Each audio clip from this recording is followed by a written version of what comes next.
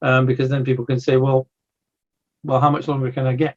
If I do that, if I do this thing that's going to make my quality of life rubbish for the next 40 years, is it really worth it? Well, until you know how much you're going to get, then there's no point in having that discussion. And this is something that GPs, doctors, cardiologists, almost no one will tell you.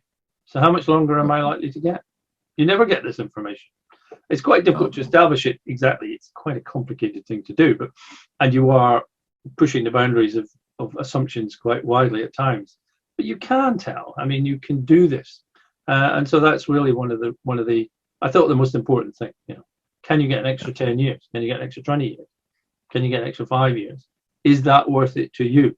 Then you can make the decision. So I think that I considered that to be sort of a key way of looking at it.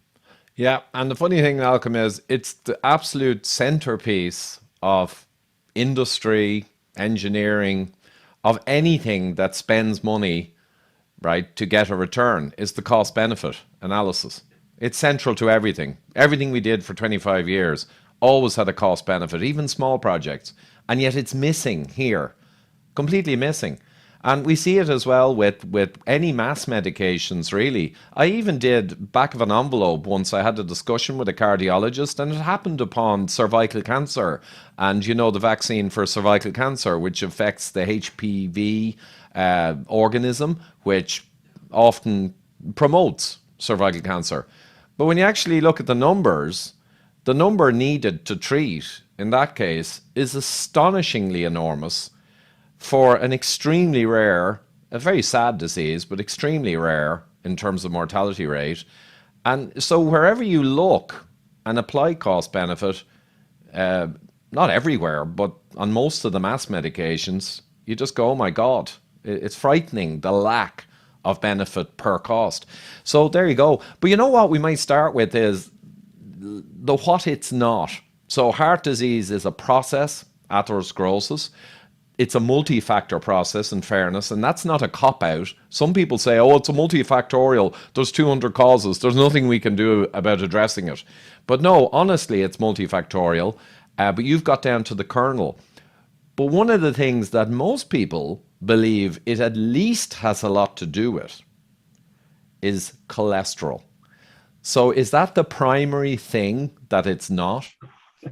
But if the story fits, and this story fits so well into people's ideas, I mean, when you look at the thickenings in people's arteries, the atherosclerosis, they look a bit squidgy and fatty.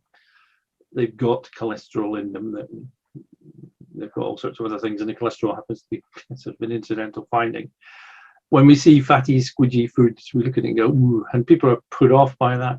You see people who are overweight, and we think, well, I can understand that people are overweight, have got problems. So it kind of fits into a bias that we all have against fatty, greasy, sticky, gooey things. And then someone says we've got fatty, greasy, gooey things in our arteries, and therefore that must be caused by eating. From a very basic, simplistic, easy to understand narrative, this one has really conquered the world. And I hate to say it, but that's about as scientific as it gets. That is the entirety of the science of the cholesterol hypothesis. Gooey, sticky things that you eat become gooey, sticky things in your arteries. And that's that. And therefore, we need to reduce the amount of gooey, sticky things either in the diet or in your bloodstream, and all will be well. Thank you very much. It's like, okay, that's science 101. Every single part of that is so stupid that you almost think like saying, look, I'm not even going to discuss this. It's just ridiculous.